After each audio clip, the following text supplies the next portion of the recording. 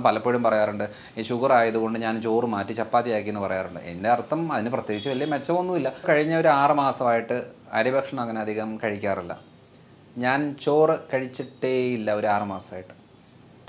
അതങ്ങ് ഞാൻ സ്റ്റോപ്പ് ചെയ്തേച്ച് ഈ ഒരു രീതിയിലേക്ക് ഡയറ്റ് വന്നപ്പോഴത്തേനും എനിക്ക് നല്ല എനർജിയായി. ഇത് എൻ്റെ ഒരു എക്സ്പീരിയൻസ് ആണ്, അല്ലാതെ ഞാനിങ്ങനെ ഒരു ബുക്കിൽ പഠിച്ചു, കോളേജിൽ പോയി പഠിച്ചു എന്നുള്ളതല്ല. കാരണം ആ ടെക്സ്റ്റ് ബുക്കുകളിൽ അങ്ങനെ ഇല്ല, മെഡിക്കൽ ടെക്സ്റ്റിൽ അങ്ങനെ ഇല്ല.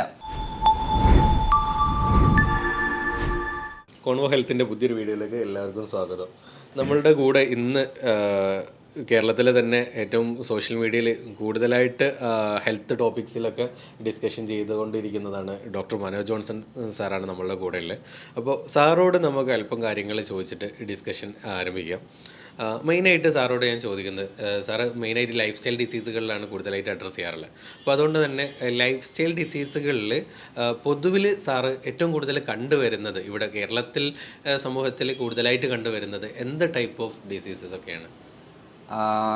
ഇപ്പോൾ ലൈഫ് സ്റ്റൈൽ ഡിസീസ് ഏറ്റവും കോമൺ ആയിട്ട് നമ്മുടെ എല്ലാ സ്ഥലങ്ങളിലും ഉണ്ട്, എന്നാലും കേരളത്തിൽ കുറച്ച് കൂടുതലാണ്. കാരണം എന്ന് വെച്ചാൽ ലൈഫ് സ്റ്റൈൽ ഡിസീസ് എന്ന് പറയുമ്പോൾ നമ്മുടേത് ജീവിതശൈലിയായിട്ട് ബന്ധപ്പെട്ട പ്രശ്നങ്ങൾ. അതിൽ പ്രമേഹം വളരെ കോമൺ ആയിട്ടുള്ളൊരു കാര്യമാണ്. പിന്നെ blood pressure, hyper tension, cholesterol പ്രശ്നങ്ങൾ, ഫാറ്റ് ലിവർ ബുദ്ധിമുട്ടുകൾ, വെരിക്കോസ് പ്രശ്നങ്ങൾ, തൈറോയ്ഡ് റിലേറ്റഡ് ബുദ്ധിമുട്ടുകൾ, ഒബേസിറ്റി, വെയിറ്റ് കൂടുന്ന കാര്യങ്ങൾ. അപ്പോൾ ലിസ്റ്റ് എടുത്ത് നോക്കുമ്പോഴത്തേനും കുറേ പ്രശ്നങ്ങൾ നമ്മൾ ജീവിതശൈലി രോഗങ്ങളുമായിട്ട് ബന്ധപ്പെട്ട് നമ്മുടെ നാട്ടിൽ, പ്രത്യേകിച്ച് കേരളത്തിൽ വളരെ കോമൺ ആണ്. അപ്പോൾ അങ്ങനെ വരുമ്പം എന്തുകൊണ്ടാണ് ഇത്രയും കാര്യങ്ങൾ കോമൺ ആണെന്ന് സ്റ്റഡി ചെയ്ത് പോയപ്പോഴാണ് അതിൻ്റെ കാര്യങ്ങൾ എന്താണെന്ന് മനസ്സിലായത്. ഇന്ത്യയിൽ ഏറ്റവും കൂടുതൽ മരുന്ന് കഴിക്കുന്ന ഒരു സ്ഥലമാണ് കേരളം. കാരണം നമ്മുടെ മനോരമയുടെ ആ സർവേയിൽ തന്നെ പലർക്കും അറിയാം, ഒരു വ്യക്തി എന്ന് വെച്ചാൽ ഒരു സ്റ്റേറ്റിൽ 100-150 രൂപയാണ് ഒരു മാസം, അല്ലെങ്കിൽ ഒരു മാസം മരുന്നിന് വേണ്ടി ചിലവാക്കുന്ന സ്ഥലത്ത് കേരളത്തിൽ 2500 ചില്ലറ രൂപയാണ് ഒരാൾ ഒരു മാസം മരുന്നിന് വേണ്ടി ചിലവാക്കുന്നത്. അപ്പോൾ ഈ സർവേയിൽ നമുക്ക് മനസ്സിലാകുന്ന ഒരു കാര്യം എന്താണെന്ന് വെച്ചാൽ ഏറ്റവും കൂടുതൽ ആളുകൾ ഹെൽത്ത് കോൺഷ്യസ് ആണ് കേരളത്തിൽ. പക്ഷേ ആ ട്രാക്ക് ഒന്ന് മാറിപ്പോയി, അത്രേ ഉള്ളൂ. കാരണം ജീവിതശൈലി രോഗങ്ങൾക്കും മരുന്ന് കഴിച്ചാൽ ശരിയാകും എന്നുള്ള ഒരു തെറ്റിദ്ധാരണ വരുമ്പോഴാണ് ഈ മരുന്നുകളുടെ എണ്ണം കൂടുന്നത്. കാരണം എന്താണ്, നമ്മളൊരു വെയിറ്റ് കൂടുന്നു, അല്ലെന്നുണ്ടെങ്കിൽ ശ്വാസം മുട്ടലുണ്ടാകുന്നു, കൊളസ്ട്രോൾ കൂടുന്നു, ഫാറ്റ് ലിവർ വരുന്നു, ഷുഗറിൽ ചെറിയ വേരിയേഷൻ വരുന്നു, യൂറിക് ആസിഡ് കൂടുന്നു എന്നൊക്കെ പറയുന്ന ചേഞ്ചസ് വരുമ്പോഴേ നമ്മൾ ആദ്യം ഫോക്കസ് ചെയ്യുന്നത് ചെറിയ അളവിൽ ഷുഗർ കൂടിയല്ലോ ഉടനെ ഒരു മരുന്ന് കഴിക്കാം എന്നുള്ളതാണ്. പക്ഷേ അത് ഫുഡിൽ മാറ്റം വരുത്തി എക്സസൈസ് കറക്റ്റായിട്ട് ചെയ്തേച്ച് കുറയ്ക്കുക എന്നുള്ള മെത്തഡിനെക്കാട്ടിലും എളുപ്പപ്പണിയായിട്ട് നമ്മൾ ഒരു മരുന്ന് കഴിച്ചാൽ റെഡിയാകും എന്നുള്ളത് വിശ്വസിക്കുമ്പോഴാണ് ഏറ്റവും കൂടുതൽ തെറ്റ് വരുന്നത്. അതാണ് കേരളത്തിൽ ഏറ്റവും കൂടുതൽ കണ്ടുവരുന്നൊരു കാര്യം എന്ന് വെച്ചാൽ നമ്മളെല്ലാവരും എളുപ്പപ്പണിയിലെ ആൾക്കാരാണ്. നമുക്ക് ഭക്ഷണം ശ്രദ്ധിക്കാനോ അല്ലെങ്കിൽ ലൈഫ് സ്റ്റൈൽ നോക്കാനോ ഒന്നും പറ്റത്തില്ല. പക്ഷേ ഒരു ഈസി ആയിട്ട് ഒരു ഗുളികയോ ഒരു കഷായമോ ഒരു മരുന്നോ സിറപ്പോ ഇഞ്ചക്ഷനോ എന്തെങ്കിലും ഉണ്ടെങ്കിൽ അത് ഞാൻ നോക്കിക്കോളാം, അല്ലാതെ എനിക്ക് വേറെ കാര്യങ്ങൾ പറ്റുന്നില്ല എന്ന് വരുന്നതാണ് നമ്മുടെ കേരളത്തിലെ ഏറ്റവും വലിയൊരു പ്രശ്നം. പക്ഷേ ഒരു പ്രത്യേകത എന്താണെന്ന് വെച്ചാൽ ഈ ചികിത്സയോ മരുന്നോ ആശുപത്രികളോ ഡോക്ടർമാരോ മാറി മാറി ചെയ്തെങ്കിലും ഈ പ്രശ്നങ്ങൾ മാറുന്നില്ല. ഓരോ ദിവസവും പുതിയ പുതിയ രോഗങ്ങൾ, പുതിയ പുതിയ പ്രശ്നങ്ങൾ വന്നുകൊണ്ടിരിക്കുകയാണ്. വളരെ സിമ്പിളായിട്ടുള്ള എക്സാമ്പിൾ ഞാൻ പറയാം. ഇപ്പോൾ പ്രമേഹമുള്ള ഒരാൾ നമുക്ക് ഒരു ഹോസ്പിറ്റലിൽ പോകുന്നു, അതിനുള്ള മരുന്ന് കൊടുക്കുന്നു. 2 മാസം കഴിയുമ്പോഴത്തേനും അവർക്ക് വേറെ ഒരു പ്രശ്നം, അതല്ലെങ്കിൽ ഷുഗർ കൺട്രോൾ നിൽക്കുന്നില്ല. അപ്പോൾ എന്തായി, ഒരു ഗുളികയുടെ കൂടെ വേറൊരു ഗുളികയും കൂടെ ആഡ് ചെയ്തിട്ടാണ് കൊടുക്കുന്നത്. അപ്പോൾ അങ്ങനെ പോകുന്ന സമയത്തും പറയുന്ന കാര്യം എന്താ, കുഴപ്പമില്ല, നിങ്ങളൊന്നും പേടിക്കേണ്ട, നമ്മളിത് ഈ ഒരു ഡോസ് കൂട്ടുക ശരിയാകും. ഇങ്ങനെ 3-4 മരുന്നുകൾ കഴിഞ്ഞേച്ച് ഇൻസുലിനിലേക്ക് കയറി വന്നു കഴിയുമ്പോൾ ഒരു നേരം മതി എന്ന് പറഞ്ഞ് തുടങ്ങിയിട്ട് 2-3 തവണ ഡോസുകൾ ഇങ്ങനെ കൂട്ടിക്കൂട്ടി പോകുമ്പോൾ ജീവിതശൈലി രോഗങ്ങളുള്ള ഒരാൾ ജീവിതശൈലി മാത്രം ഫോക്കസ് ചെയ്യാതെ മരുന്നുകളിലേക്ക് വരുമ്പോൾ, അല്ലെങ്കിൽ ഭക്ഷണം ശ്രദ്ധിക്കാതെ മരുന്നുകളിലേക്ക് വരുമ്പോൾ ഡാമേജ് കൂടും. ശ്രദ്ധിച്ചിട്ടുണ്ടോ? ഷുഗറുള്ള ആളുകൾക്ക് ഷുഗർ കൺട്രോൾ ആയിരിക്കും, കാരണം എന്താ, മരുന്നെടുക്കുന്നു. പക്ഷേ കാലിന് പുകച്ചിൽ, മരവിപ്പ്, മസിൽ കയറ്റ പ്രശ്നങ്ങൾ, കാഴ്ച മങ്ങി വരുന്ന ബുദ്ധിമുട്ടുകൾ, ചില ആളുകളുടെ ഷോൾഡർ സ്റ്റിഫായിരിക്കും. ചിലപ്പം എന്തെങ്കിലും ജോലി ചെയ്യുന്നതിൻ്റെ ഭാഗമായിട്ട് ഭയങ്കരമായിട്ടും വേദന തുടങ്ങും, കൈ പൊങ്ങാൻ പറ്റാത്തൊരവസ്ഥ വരും. ഭൂരിഭാഗം ആളുകളിലും സംഭവിക്കുന്ന പുരുഷന്മാരിൽ ഉദ്ധാരണക്കുറവുണ്ടാകും. അപ്പം നമ്മൾ ഈ പറയുന്ന കാര്യങ്ങളെല്ലാം ബ്ലോക്കുകളാണ്. അതായത് ശരീരത്തിലെ രക്തക്കുഴലുകൾക്കെല്ലാം ബ്ലോക്കാണ്. പക്ഷേ ഇപ്പോൾ അവകാശപ്പെടും എൻ്റെ ഷുഗർ കൺട്രോളാണ്. അപ്പോൾ ഇങ്ങനത്തെ ഒരു ജീവിതശൈലിയായിട്ട് ബന്ധപ്പെട്ട് വരുമ്പോൾ മരുന്ന് കഴിക്കുന്നതിൻ്റെ കൂടെ പല കാര്യങ്ങളല്ലാത്തതുകൊണ്ട് അതിനെക്കുറിച്ചുള്ള ഒരു അവയർനെസ്സാണ് നമ്മുടെ നാടിന് ഏറ്റവും കൂടുതൽ ആവശ്യം. അതാണ് ഞാൻ ഏറ്റവും കൂടുതലായിട്ട് ചെയ്തുകൊണ്ടിരിക്കുന്നത്. അപ്പം കേരളത്തിലെ ഒരു ലൈഫ് സ്റ്റൈൽ ഡിസീസുമായിട്ട് ബന്ധപ്പെട്ട് നോക്കുമ്പോൾ ട്രാക്ക് ഒന്ന് മാറ്റി പിടിക്കാനുള്ള സമയമായി എന്നുള്ളതാണ്. അല്ലാതെ ലൈഫ് സ്റ്റൈൽ ഡിസീസിന് മരുന്ന് കഴിച്ചാൽ ലെവലാകും എന്നുള്ളൊരു തെറ്റിദ്ധാരണ, അത് തെറ്റിദ്ധാരണ തന്നെയാണ്. കാരണം മരുന്ന് മാത്രം പോരാ, മരുന്ന് വേണം, പക്ഷെ മരുന്ന് മാത്രം പോരാ, അതല്ലാതെ വേറെ കുറേ കാര്യങ്ങളും ചെയ്യേണ്ടി വരും. ഡോക്ടർ പറഞ്ഞ ആ ഒരു ട്രാക്ക് മാറ്റി പിടിക്കണം എന്നുള്ളത് എപ്പോഴോ ചിന്തിക്കേണ്ട അടുത്ത് എത്തിയിട്ടുണ്ട്. ഷുഗറിൻ്റെ കേസിൽ പലപ്പോഴായിട്ടും പല ആളുകളും മെഡിസിൻസ് എടുക്കുന്നത്, പക്ഷേ ഒരു റിസൾട്ട് മാറ്റം എന്ന് പറഞ്ഞിട്ട് സാറ് പറഞ്ഞതുപോലെ തന്നെ ഇൻസുലിനിലേക്ക് എത്തുക, അത് ഒരു നേരത്തു നിന്ന് 2 നേരത്തിലേക്ക് എത്തുക എന്ന രൂപത്തിലേ പോകുന്നുള്ളൂ. പക്ഷേ നമുക്ക് ലൈഫ് സ്റ്റൈൽ ഡിസീസ് ആകുമ്പം അത് ലൈഫ് സ്റ്റൈൽ ചേഞ്ച് ചെയ്താൽ എന്താണ് മാറ്റം ഉണ്ടാവും എന്നുള്ളത് ഉറപ്പുള്ള കാര്യങ്ങൾ തന്നെയാണ്. അതിൽ ഒന്നാമത്തെ കാര്യം എന്ന് പറയുന്നത്, നമ്മളിപ്പോൾ ഇൻസുലിൻ എടുക്കുന്നു, ഒരു നേരം ഇൻസുലിൻ എടുക്കുന്നു, അത് 2 നേരമാക്കി 3 നേരമാക്കി പോകുന്ന സമയത്തിൽ പലപ്പോഴും ഇൻസുലിൻ ഡോസ് എന്തിനാണ് കൂട്ടുന്നത്? ആ ഡോസ് എടുത്തിട്ടും ഷുഗർ കൺട്രോൾ നിൽക്കാതെ വരുമ്പോഴാണ് ഡോസ് കൂട്ടുന്നത്. അപ്പോൾ നമുക്ക് ഡോസ് കൂട്ടാതെ എങ്ങനെ നോക്കാം? അപ്പോൾ നമുക്ക് ആ മെക്കാനിസം മനസ്സിലാവുമ്പം നമുക്കൊരു ഐഡിയ കിട്ടും. അതായത് ഫുഡ് കൺട്രോൾ ചെയ്യുന്നുണ്ട്, മരുന്ന് കഴിക്കുന്നുണ്ട്, എന്നിട്ട് ഷുഗർ കൂടുന്ന ആളുകളെന്ന് പറയുമ്പോൾ അവർ മെയിനായിട്ട് ഫോക്കസ് ചെയ്യേണ്ടത് മസിൽസിൻ്റെ കോൺട്രാക്ഷനും റിലാക്സേഷനും കറക്റ്റായിട്ട് മസിൽ ഗ്രോത്ത് കൂട്ടുക എന്നുള്ളതാണ് അതിനകത്ത് മെയിനായിട്ടുള്ള കാര്യം. ഈ അവയർനെസ് ഇല്ലെങ്കിൽ ഷുഗർ കുറയില്ല. അതായത് ഞാൻ നമ്മുടെ വയനാട്ടിലൊരു ഡോക്ടർ ആരാണെന്നറിയില്ല, ഒരു ഡയബറ്റോളജിസ്റ്റാണ്, ഈ ജിലേബിയോ മധുരമോ എന്തെങ്കിലും കൊടുത്തിട്ട് ഷുഗർ കുറയ്ക്കുന്നത് ഞാൻ കേട്ടിട്ടുണ്ട്. സത്യം പറഞ്ഞാൽ ഒത്തിരിയേറെ ആളുകൾ, ഡോക്ടേഴ്സ് തന്നെ അതിനെ എതിരായിട്ട് സംസാരിച്ചിട്ടുണ്ട്. പക്ഷേ അത് ശരിയാണ്. അതിനൊരു സയൻസ് എന്താണെന്ന് വെച്ചാൽ, ആ ഡോക്ടർ മെയിനായിട്ട് ഫോക്കസ് ചെയ്യുന്നത് എക്സസൈസ് മെത്തഡുകളാണ്. ഒരു 20-21 സ്റ്റെപ്പുകളുണ്ട്. ആ സ്റ്റെപ്പുകളാണ് ഏറ്റവും കൂടുതൽ ആവശ്യമുള്ളത്. അതിപ്പോൾ അതേ രീതി ചെയ്യണമെന്നില്ല. നമ്മൾ മസിൽസിന് നല്ല രീതിയിലുള്ള മൂവ്മെൻറ്റ് കൊടുത്തു കഴിയുമ്പോഴത്തേനും ഈ ഇൻസുലിനൊന്നും ആവശ്യമില്ല. ഇത്രയും പ്രോസസ്സ് കഴിഞ്ഞിട്ട് വേണം സെൽസിലേക്ക് കയറണം എന്നുണ്ടെങ്കിൽ അത്രയും പ്രോസസ്സ് കഴിയണം. മസിൽസിന് മൂവ്മെൻറ്റ് നല്ല അളവ് കൊടുത്തു കഴിഞ്ഞാൽ ഈ പെട്ടെന്ന് മസിൽസ് ഈ ഗ്ലൂക്കോസിനെ വലിച്ചെടുക്കും. അപ്പം പെട്ടെന്ന് ഷുഗർ ലെവൽ കുറയും. അപ്പം നമ്മളോട് നേരായിട്ട് മരുന്നും ഇൻസുലിനും എടുക്കുന്ന സമയത്ത് നേരായിട്ട് പറഞ്ഞു തരേണ്ട കാര്യം, ഈ മസിൽസ് ഗ്രോത്ത് കൂടണം, എന്നെങ്കിൽ മാത്രമേ ഷുഗർ കുറയത്തുള്ളൂ. പക്ഷെ നമ്മൾ ശ്രദ്ധിച്ചിട്ടുണ്ടോ, പ്രമേഹ രോഗികളുടെ എപ്പോഴും കൈയും കാലും ശോഷിച്ച് വരും. ഇൻസുലിൻ എടുക്കുന്ന ആളുകളുടേത് വണ്ണം കൂടി വരും. അപ്പോൾ ഇൻസുലിൻ എടുക്കുമ്പോൾ ഫാറ്റ് ഡെപ്പോസിഷൻ കൂടും. എന്ന് വെച്ചാൽ എവിടെയാണ്? വയറിൻ്റെ ഭാഗത്ത്. കൈയും കാലമൊക്കെ ശോഷിക്കും. അപ്പോൾ നമ്മൾ ഈ മെറ്റ്ഫോമിനോ അങ്ങനത്തെ എന്തെങ്കിലും ഗുളിക എടുക്കുന്ന സമയത്ത് ഫാറ്റ് ലോസ് ആകും, മസിൽ ലോസ് ആകും. അപ്പോൾ അങ്ങനെ വരുമ്പോൾ എന്നാന്ന് പറഞ്ഞാൽ വെയിറ്റ് കുറയും. ഇൻസുലിൻ എടുക്കുമ്പോഴത്തേന് വെയിറ്റ് കൂടും. അപ്പോൾ എങ്ങനെയാണ്? ശരീരപ്രകൃതം നോക്കുമ്പോൾ കൈയും കാലും നെഞ്ചും ശോഷിച്ചിരിക്കും, വയറ് മാത്രം വലുതായിട്ടിരിക്കും. കാരണം ഏറ്റവും കൂടുതൽ ഇൻസുലിൻ എടുക്കുന്ന വയറിൻ്റെ ഭാഗത്താണ്. അപ്പോൾ ഇവിടെ സൊല്യൂഷൻ എന്താ ചെയ്യേണ്ടത്?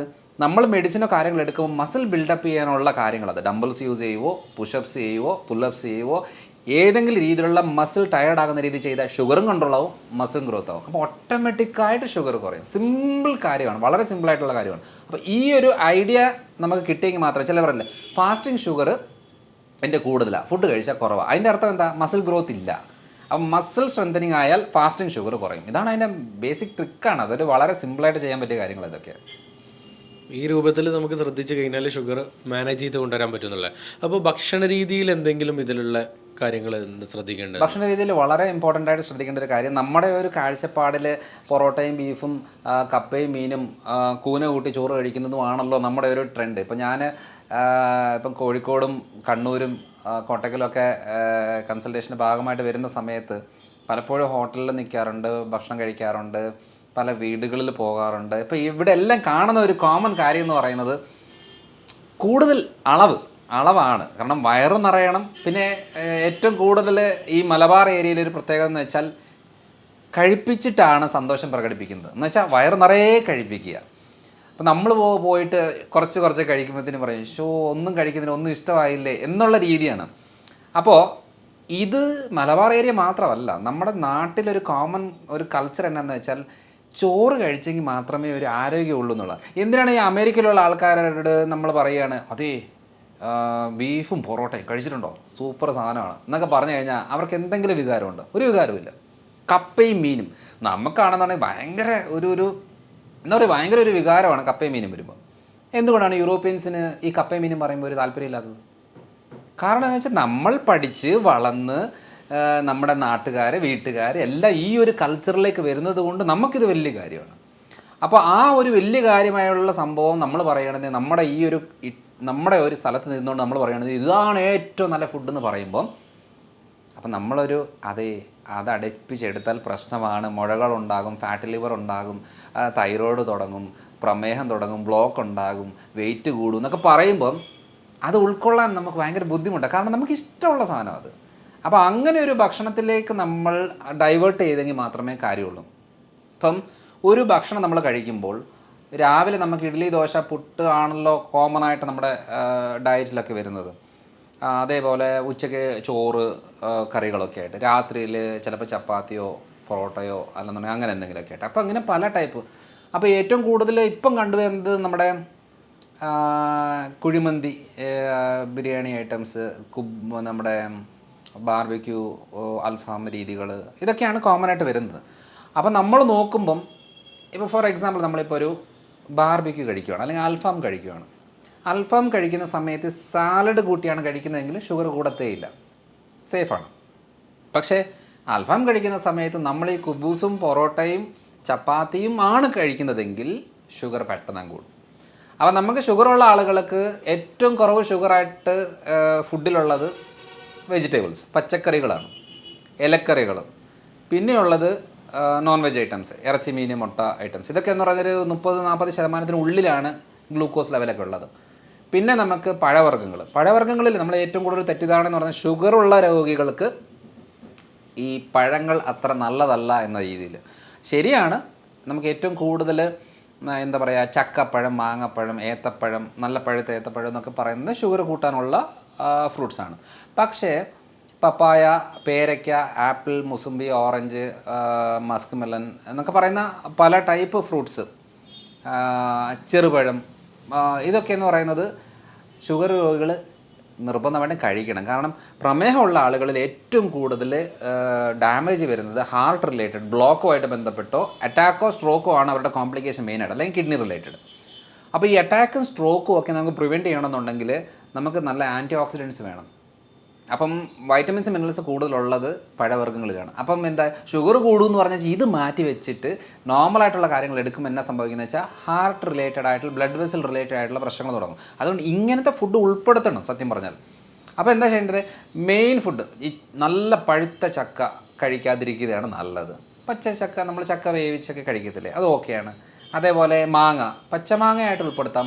കൂടുതൽ പഴിക്കുന്നതനുസരിച്ച് ഷുഗർ കൂടുന്നൊരു സാഹചര്യം വരും. അപ്പം ഇതൊരു 40-50% ഷുഗർ ലെവൽ ഉള്ളതാണ്. പിന്നെയുള്ള ഒരു 50-60% ഷുഗർ ലെവലുള്ളത് പയറുപരിപ്പ് വർഗ്ഗങ്ങൾ, അതായത് ചെറുപയർ, വൻപയർ, കടല, മുതിര, ഉഴുന്ന്, പരിപ്പ്, അങ്ങനത്തെ കുറേ പയറുപരിപ്പ് വർഗ്ഗങ്ങളിലാണ് ഒരു 50-60% ഗ്ലൂക്കോസ് ലെവലുണ്ട്. അപ്പം കമ്പാരിറ്റീവ്ലി വെജിറ്റേറിയൻസിന് നമുക്ക് ബെറ്ററായിട്ട് പറയുന്നത് പനീർ, മഷ്റൂം, ഈ സാധനങ്ങൾക്കൊക്കെ, ഈ ഭക്ഷണങ്ങളിലൊക്കെ നമുക്ക് ഷുഗർ ലെവൽ അധികമില്ല. ഇതൊരു 10-20-30% നിൽക്കുന്ന കാര്യങ്ങളാണ്. അപ്പോൾ 50% ഉള്ളിൽ നിൽക്കുന്ന ഭക്ഷണങ്ങളെ കുറച്ച് അളവ് കൂട്ടുക. ഇനി 50% കൂടുതലുള്ള ഭക്ഷണങ്ങളുണ്ട്. ഇപ്പോൾ ഓട്സ് ഒരു 60-65-70 ആ റേഞ്ചിലാണ് ഓട്സിനകത്ത് ഗ്ലൂക്കോസ് ലെവൽ വരുന്നത്. ഒരു 70-75 വരെ മില്ലറ്റ്സ്, നമ്മുടെ റാഗി, തിന, ചാമ എന്നൊക്കെ പറയുന്ന ഇതിലെല്ലാം വരും. പിന്നെ ഒരു 75-80 ഉള്ളിലാണ് അരി, ഗോതമ്പൊക്കെ വരുന്നത്. കാരണം പലപ്പോഴും പറയാറുണ്ട് ഈ ഷുഗർ ആയതുകൊണ്ട് ഞാൻ ചോറ് മാറ്റി ചപ്പാത്തി ആക്കി എന്ന് പറയാറുണ്ട്. എൻ്റെ അർത്ഥം അതിന് പ്രത്യേകിച്ച് വലിയ മെച്ചമൊന്നുമില്ല. 3 ചപ്പാത്തി കഴിക്കുന്നതും 2 തവി ചോറ് കഴിക്കുന്നതൊക്കെ ഏകദേശം സെയിമാണ്. കാരണം ഇതിൻ്റെ കണ്ടൻറ്റ് ഏകദേശം സെയിം ഒക്കെ തന്നെയാണ്. ഒരു ചപ്പാത്തിയിൽ ഒതുക്കുമായിരുന്നെങ്കിൽ ശരിയായിരുന്നു നമ്മൾ പറയാം. അത് പിന്നെ ചോറ് കുറച്ചാലും ഓക്കെയാണ്, ചപ്പാത്തി തന്നെ കഴിക്കണം നിർബന്ധമില്ല. അപ്പോൾ ഈ ഒരു അളവിലാണ്. പിന്നെ ഒരു 80% ഉള്ളത് ഈ കിഴങ്ങ് വർഗ്ഗങ്ങളിലാണ്. ഈ പ്രത്യേകിച്ചും ഈ കപ്പ, നമ്മുടെ കോട്ടയം പാല ഭാഗത്തൊക്കെ കപ്പ എന്ന് പറയുന്നത്. അപ്പോൾ ഈ ടപ്പിയോക്ക കപ്പ എന്ന് പറയുന്നത് ഹൈ ഷുഗർ കണ്ടൻറ്റാണ്. പിന്നെ ചേമ്പ്, ചേന, കാച്ചിൽ എന്നൊക്കെ പറയുന്നത് കപ്പയുടെ അത്രയില്ല, പക്ഷേ കമ്പാരിറ്റീവ് ബെറ്ററാണ്. പക്ഷേ കിഴങ്ങ് വർഗ്ഗങ്ങളിൽ ഏറ്റവും നല്ല ഒരു ഭക്ഷണം എന്ന് പറയുന്നത്, നമ്മൾ ഏറ്റവും കൂടുതൽ പ്രൊമോട്ട് ചെയ്യുന്നൊരു കാര്യം എന്ന് പറയുന്നത് മധുരക്കിഴങ്ങാണ്. മധുരക്കിഴങ്ങ് നമ്മുടെ ഈ പറയുന്ന കഴിക്കുമ്പോൾ ചെറിയൊരു മധുരം തോന്നുമെന്നുണ്ടെങ്കിലും ഈ കപ്പയുടെ അത്രയും ഡേഞ്ചർ അല്ല. അപ്പം അത് ഷുഗർ ഉള്ളവർക്കും കുറച്ച് അളവിൽ കഴിക്കുന്നതുകൊണ്ട് യാതൊരു കുഴപ്പവും ഇല്ല. അപ്പോൾ ഈ ഒരു അളവിൽ നമ്മളിപ്പോൾ നോക്കുമ്പോൾ അളവ് കൂട്ടുകയും കുറയ്ക്കാനായിട്ട് നമ്മൾ അറിഞ്ഞെങ്കിൽ മാത്രമേ ഈ കാര്യം നടക്കത്തുള്ളൂ. അപ്പോൾ ആ ഒരു രീതി വന്നെങ്കിൽ നമുക്ക് കുറച്ചുകൂടെ സ്പീഡപ്പായിട്ട് കാര്യങ്ങൾ, അതായത് 50% താഴോട്ടുള്ള ഗ്ലൂക്കോസ് ലെവലുള്ള ഭക്ഷണത്തിനെ കുറച്ച് അളവ് കൂട്ടിയിട്ട് 50% മുകളിലോട്ടുള്ള ഗ്ലൂക്കോസ് ലെവൽ അളവിന് കുറച്ച് കഴിഞ്ഞാൽ ഈസി ആയിട്ട് ഷുഗർ കൺട്രോൾ ചെയ്യാം. ഇതാണ് മെയിനായിട്ടുള്ളത് ഫുഡിനകത്ത്. നമ്മളെ നാട്ടിലുള്ള ജനങ്ങളുടെ ഒരു പൊതുവിലെ കാഴ്ചപ്പാട് എന്ന് പറഞ്ഞാൽ അരിഭക്ഷണമാണല്ലോ, രാവിലെ ആയാലും ഉച്ചയായാലും രാത്രി ആയാലും. അപ്പം അത് കുറയ്ക്കുന്നേരം നമ്മൾ ഈ പറഞ്ഞ ബാക്കി ഐറ്റംസ് കൂട്ടിയെടുക്കുകയാണ് ചെയ്യേണ്ടത്. അപ്പോൾ എനർജി ലെവലിൽ അവർക്ക് ബാധിക്കില്ല എന്നുള്ള പൊതുവിലൊരു കാഴ്ചപ്പാട്, അരിഭക്ഷണം കുറച്ചാൽ ക്ഷീണിച്ച് പോവും, കുഴങ്ങിപ്പോവും, കിടന്നു പോകും എന്ന് പറയുന്നൊരു കാഴ്ചപ്പാടുണ്ട്. ഇപ്പം ഞാനൊരു കഴിഞ്ഞ ഒരു 6 മാസമായിട്ട് അരിഭക്ഷണം അങ്ങനെ അധികം കഴിക്കാറില്ല. ഞാൻ ചോറ് കഴിച്ചിട്ടേ ഇല്ല ഒരു 6 മാസമായിട്ട്. അപ്പം അതൊരു തെറ്റിദ്ധാരണയാണ്. ഞാൻ എൻ്റെ ശരീരത്തിൽ ഒരു അപ്ലൈ ചെയ്ത ഒരു മെത്തഡാണിത്. അല്ല, സാർ ഇത്രയായിട്ട് കഴിച്ചിട്ടില്ല എന്നുള്ളത് തന്നെ വലിയ അത്ഭുതമാണ്. കാരണം സാറുടെ ആ ഒരു ബോഡി ഇത് വെച്ച് നോക്കുന്നേരം ഭയങ്കര എനർജറ്റിക് ആണ്. ആ എനർജിയാണ് ഞാനിപ്പോൾ പറയാൻ വന്നത്. കാരണം എന്താണെന്ന് വെച്ചാൽ ഞാനൊരു 2 ദോശ കഴിച്ച് കൺസൾട്ടേഷൻ ഇരുന്ന് കഴിഞ്ഞാൽ 11 മണിയാകുമ്പോഴത്തേന് എനിക്ക് വിശപ്പ് തുടങ്ങും. കാരണം എന്ന് വെച്ചാൽ കഴിച്ചു, വയറ് നിറഞ്ഞു, പക്ഷേ 2-2.5 മണിക്കൂർ കൊണ്ട് എനിക്ക് വിശക്കും. അപ്പോൾ വിശന്ന് കഴിഞ്ഞാൽ പിന്നെ എന്തെങ്കിലും കഴിക്കണം, അല്ലാതെ പറ്റത്തില്ല. പക്ഷേ രാവിലെ ഞാനൊരു 1/2 ഏത്തപ്പഴം, ഒരു 2 മുട്ട പുഴുങ്ങിയത്, കുറച്ച് നട്ട്സ്, ഇതാണ് ഞാൻ എൻ്റെ പൊതുവെ രാവിലത്തെ ബ്രേക്ക്ഫാസ്റ്റായിട്ട് ഞാൻ കഴിക്കുന്നത്. ഇത് കഴിച്ചു കഴിഞ്ഞാൽ എനിക്കൊരു 1 മണി 1:30 2 ആയാലും എനിക്ക് ആ എനർജി കിട്ടും. ഈ പറയുന്ന കാര്യങ്ങൾ ഞാൻ ഉച്ചയ്ക്കാണെന്നുണ്ടെങ്കിൽ മെയിനായിട്ടും ഫിഷാണ് മെയിനായിട്ട് കഴിക്കുന്നത്. ഒരു അയലയുടെ സൈസ് ഉണ്ടെങ്കിൽ ഒരു മീൻ, മത്തിയുടെ സൈസ് ചെറിയ സൈസ് ആണെങ്കിൽ 3-4 മീൻ, പിന്നെ അവിയൽ, തോരന്, ഉപ്പേരി, മെഴുക്കോട്ട് ഐറ്റംസ്, ഇതാണ് എൻ്റെ ഉച്ചക്കത്തെ ഫുഡ്. ഇത് കഴിച്ചേച്ച് ഞാൻ തിരിച്ചു പോയിട്ട് എന്തെങ്കിലും ഒരു മീറ്റിങ്ങിലോ ഫംഗ്ഷനിലോ കൺസൾട്ടേഷനിലോ ഇരുന്ന് കഴിഞ്ഞാൽ എനിക്ക് നല്ല എനർജിയാണ്. ചോറ് കഴിച്ചേച്ച് പോയി ഇരുന്ന് കഴിഞ്ഞാൽ എനിക്ക് തൂങ്ങും.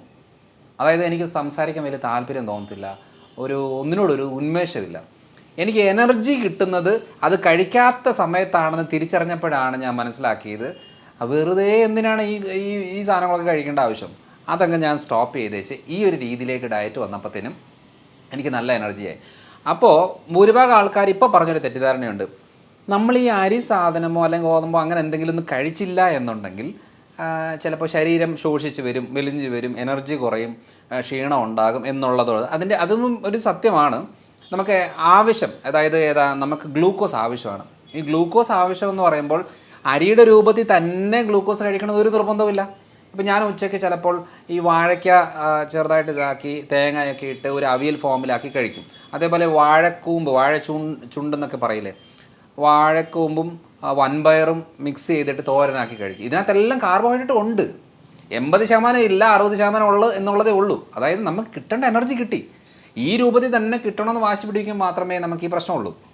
അപ്പോൾ ആ ഒരു രീതിയിൽ നമുക്ക് മനസ്സിലാക്കി കഴിഞ്ഞാൽ മാത്രമേ എങ്ങനെ ഇതിനെ മാനേജ് ചെയ്യണം. അതുകൊണ്ട് വണ്ണം കുറയും, സത്യം പറഞ്ഞാൽ വണ്ണം കുറയും. ഗ്രെയിൻസ് കട്ട് ചെയ്താൽ വണ്ണം കുറയും. എനിക്ക് 2 കിലോ കുറഞ്ഞു, ഇപ്പം ഞാൻ 4 കിലോ കൂടി.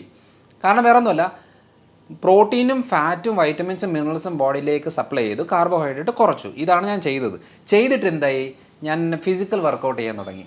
അതായത് ഒരു ദിവസം ഞാനൊരു 3/4 മണിക്കൂർ ജിം വർക്കൗട്ടുകൾ വീട്ടിൽ തന്നെ, അല്ലാതെ ജിമ്മിൽ പോയിട്ട് നമ്മൾ ഇതുണ്ട്, കുറച്ച് പുഷപ്സ്, ഡംബിൾസ് ചെയ്യുന്നത്, അതേപോലെ കുറച്ച് സ്ട്രെച്ചിങ് കാര്യങ്ങൾ, ബെഞ്ച് പ്രസ്, അങ്ങനത്തെ 3-4 കാര്യങ്ങൾ ഞാൻ ഒരു 3/4 മണിക്കൂർ കൊണ്ട് ചെയ്തു വന്നു. അന്നേരം എന്താ സംഭവിക്കുന്നത് വെച്ചാൽ മസിൽ കുറച്ച് ഗ്രോത്ത് ആകാൻ തുടങ്ങി. നമ്മളെപ്പോഴാണ് ഭക്ഷണം നിയന്ത്രിച്ച് മസിലിന് വർക്കൗട്ട് കൊടുത്തില്ലെന്നുണ്ടെങ്കിൽ എന്താ സംഭവിക്കുന്നത്, നമ്മൾ മെലിഞ്ഞ് ശോഷിച്ച് വണ്ണം കുറഞ്ഞ് വരും, ക്ഷീണം ഉണ്ടാവും. നമ്മൾ പ്രോട്ടീനും ഫാറ്റും വൈറ്റമിൻസും മിനറൽസും കുറച്ച് കാർബ്സും ഒക്കെ സപ്ലൈ ചെയ്തിട്ട് ഫിസിക്കൽ വർക്കൗട്ട് ഒന്ന് കൂട്ടിക്കഴിഞ്ഞാൽ ബോഡി നമുക്ക് മെയിൻറ്റെയിൻ ചെയ്യാൻ പറ്റും. ഇല്ലെങ്കിൽ എന്നാ സംഭവിക്കുന്നത് വെച്ചാൽ, ഇപ്പം കോമണായിട്ട് പറയുന്ന പോലെ ഇതൊന്നും കഴിച്ചില്ലെന്നുണ്ടെങ്കിൽ ഭക്ഷണമായിട്ട് കൂട്ടത്തേ ഇല്ല. പലപ്പോഴും കൺസൾട്ടേഷൻ വരുമ്പം 2 ആഴ്ച കഴിഞ്ഞ് വരുമ്പം നമ്മൾ ചോദിക്കും, എന്നാ ഉണ്ട്, നല്ല മാറ്റമുണ്ട്, കുഴപ്പമൊന്നുമില്ല, പിന്നെ ഞാൻ ഭക്ഷണം ഒന്നും ഇല്ല, ഞാൻ പട്ടിണിയാണ് ശരിക്കും പറയാം. അപ്പോൾ ഞാൻ ചോദിക്കും, രാവിലെ എന്താ കഴിക്കുന്നത്? രാവിലെ ഡോക്ടർ പറഞ്ഞ പോലെ കുറച്ച് ഏത്തപ്പഴം കുറച്ച് കഴിക്കും, കുറച്ച് മുട്ട ഓംലെറ്റ് ആക്കി കഴിക്കും എന്നൊക്കെ പറയും. ഓ ശരി. 11 മണിക്കോ 11 മണിക്കോ ഒരു പേരയ്ക്കോ അങ്ങനെ എന്തെങ്കിലും കഴിക്കും. ഉച്ചയ്ക്ക് കുറച്ച് മീനും കറികളൊക്കെ ആയിട്ട് കഴിക്കും. രാത്രി ഞാൻ സൂപ്പും വെജിറ്റബിൾസോ അല്ലെങ്കിൽ കുറച്ച് ചിക്കനോ അങ്ങനെ എന്തെങ്കിലും ആയിരിക്കും കഴിക്കുന്നത്. അപ്പോൾ ഞാൻ ചോദിച്ചു, നിങ്ങൾ പട്ടിണിയാന്ന് പറഞ്ഞതോ? അല്ല, ചോറ് ഇല്ലല്ലോ, ചോറ് ഞാൻ ഇപ്പം 15 ദിവസമായിട്ട് ചോറ് കഴിക്കാതെ.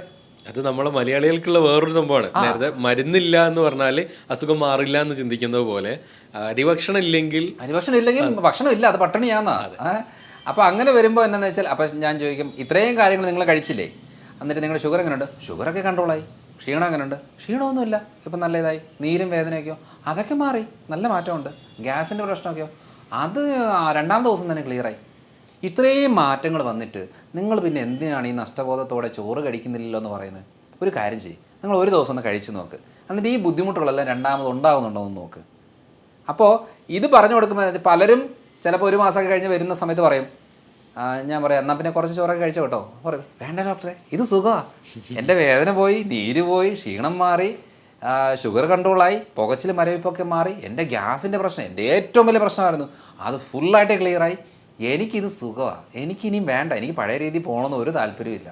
അപ്പം നമ്മൾ ചെയ്യുന്നത് എന്താ, ഒരു ലൈഫ് സ്റ്റൈൽ പറഞ്ഞു കൊടുത്തേച്ച് ചെയ്യിപ്പിച്ചിട്ട് അതിൻ്റെ എക്സ്പീരിയൻസ് വരുമ്പോൾ മാത്രമേ അവർക്കത് ഉൾക്കൊള്ളാൻ പറ്റത്തുള്ളൂ. അല്ലെങ്കിൽ ദൈവമേ ഇതൊക്കെ ഇങ്ങനെ കഴിച്ച് എങ്ങനെ ജീവിക്കും എന്ന് ചോദിക്കുന്നുണ്ട്. ഇപ്പം ഞാനിപ്പോൾ പുറത്ത് പോകുന്ന സമയങ്ങളിലൊക്കെ എനിക്ക് വീട്ടിലെ ഒരു പ്രോട്ടോക്കോൾ ചെയ്യാൻ പറ്റത്തില്ല. അപ്പോൾ ഞാനിപ്പോൾ പുറത്ത് പോകുമ്പം ബിരിയാണി കഴിച്ചു എന്ന് വെച്ചു. ബിരിയാണി ഞാൻ ആ ഒരു ചിക്കൻ പീസ് ഉണ്ടെങ്കിൽ 2 ചിക്കൻ പീസ് എടുത്തേച്ച് ഒരു ഇത്രയും അതിൻ്റെ റൈസ് ഇത്രയും എടുക്കുള്ളൂ.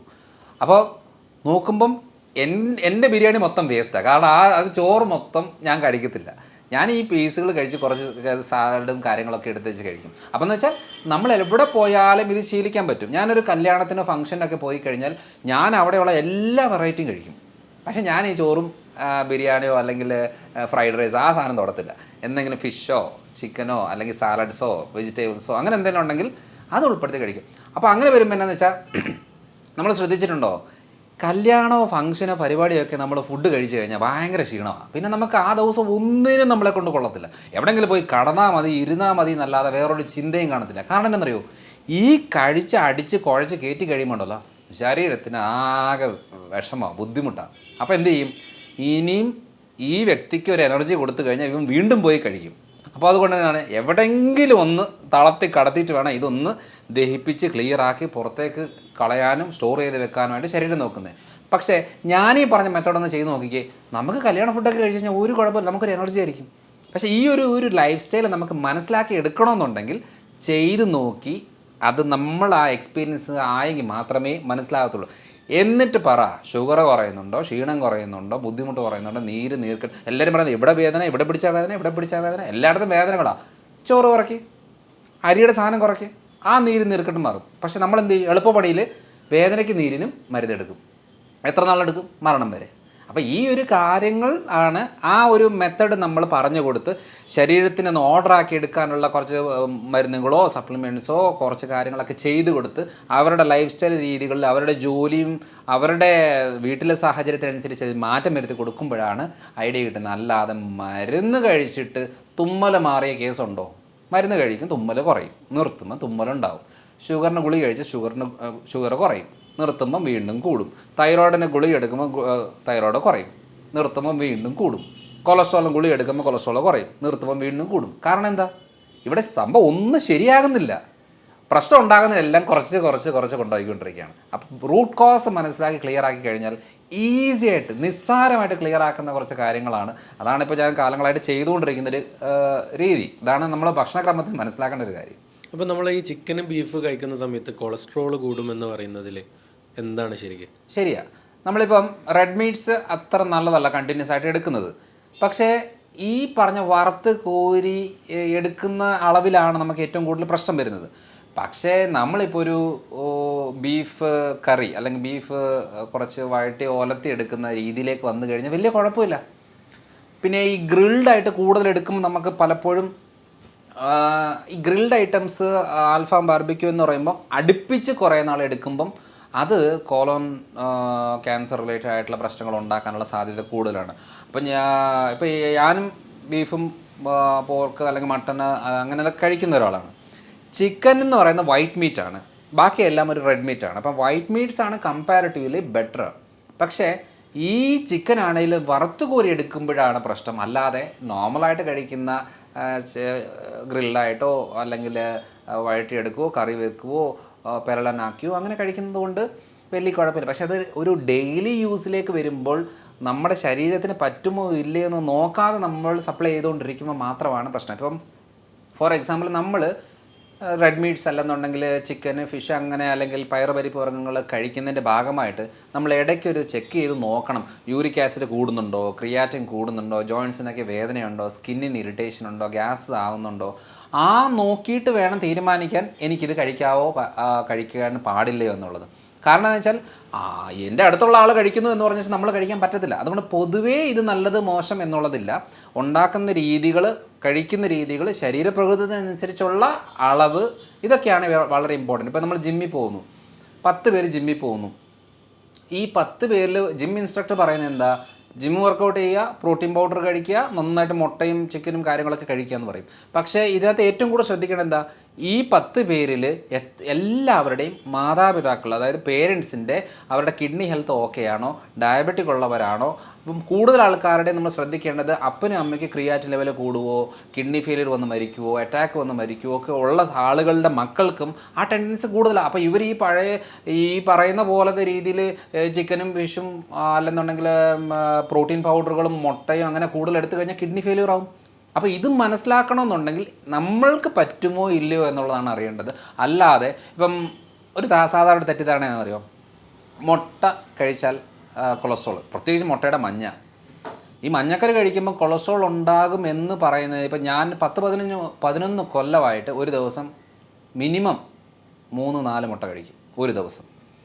അപ്പോൾ എൻ്റെ വീട്ടിൽ ഏറ്റവും കൂടുതൽ ചിലവ് വരുന്ന ഒരു ആഹാരവസ്ഥയാണ് മുട്ട. കാരണം ഞാൻ ട്രേയിലാണ് കൊണ്ടുവരുന്നത്, 4-5 ട്രേ ആണ് ഒരാഴ്ചത്തേക്ക് കൊണ്ടുവരുന്നത്. കാരണം എൻ്റെ വീട്ടിൽ എല്ലാവരും മുട്ട കഴിക്കുന്നവരാണ്. എൻ്റെ വീട്ടിൽ അങ്ങനെ അരിക്ക് ഉപയോഗമില്ല അധികം, പക്ഷേ മുട്ട കൂടുതൽ കഴിക്കും.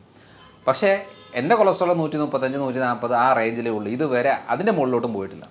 അപ്പോൾ ഞാൻ പറഞ്ഞു വന്നതെന്നു വെച്ചാൽ, മുട്ട കഴിച്ചിട്ടാണ് കൊളസ്ട്രോൾ ഉണ്ടാകുന്നതെങ്കിൽ വെറുതെ പുല്ല് തിന്നുന്ന പശുവിൻ്റെ ശരീരത്തിൽ എന്തോരം കൊളസ്ട്രോൾ, എന്തോരം കൊഴുപ്പ്, പാല് നിറയെ കൊഴുപ്പ്, ശരീരത്തിലും കൊഴുപ്പ്. പോത്തിറച്ചി കഴിച്ചാൽ കൊളസ്ട്രോൾ വരുന്നതിൻ്റെ പറഞ്ഞാൽ പോത്ത് എന്താണ്, മുട്ട കഴിച്ചിട്ടാണോ കൊളസ്ട്രോൾ ഉണ്ടായത്? അല്ല, വെറുതെ പുല്ല് തിന്ന പോത്തിനും കൊളസ്ട്രോൾ ഉണ്ടാകും. ഇങ്ങനെയാണ് ലിവറാണ് ഉണ്ടാക്കുന്നത്. അപ്പം നമ്മൾ ഹെൽത്തി ഫാറ്റ് ബോഡിയിലേക്ക് സപ്ലൈ ചെയ്താൽ അധികം ഫാറ്റ് ബോഡി ഉണ്ടാക്കത്തില്ല. അപ്പം ലിവർ കുറച്ചുകൂടെ സേഫാണ്. നമ്മൾ എന്ത് ചെയ്യുന്നു, അത് കൊഴുപ്പ് ഇത് കൊഴുപ്പ് ഇത് കൊഴുപ്പ് എന്ന് പറഞ്ഞാൽ മാറ്റി വെച്ച് നമ്മളുള്ള കാർബോഹൈഡ്രേറ്റ് മൊത്തം കഴിക്കുമ്പോൾ 3 ദോശ കഴിച്ചാൽ 1 ദോശ ഉപയോഗിക്കും, 2 ദോശ കൊഴുപ്പാക്കി ലിവർ കയറ്റി വെക്കും.